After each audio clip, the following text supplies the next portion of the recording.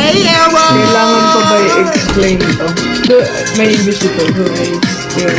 English ka pa, ang asim mo kanina. Meron yan, may ano yun. Mga ibang bansa yun. Pangit. Di ba 5-star ko nga singular? Wag. Ikaw dapat po din Elsa. Paano nagkamike si Elsa tsaka nung klaseng bag yan? Ano yan, cowboy? Si Sharpay. Hindi siya bland. Sino yan? Hindi sila mag-i-explain. Paano ko maiintindihan yung bata yun natin? Mga 1 year old. Ayun, sakit. Ako na! Sabi mo. Oh.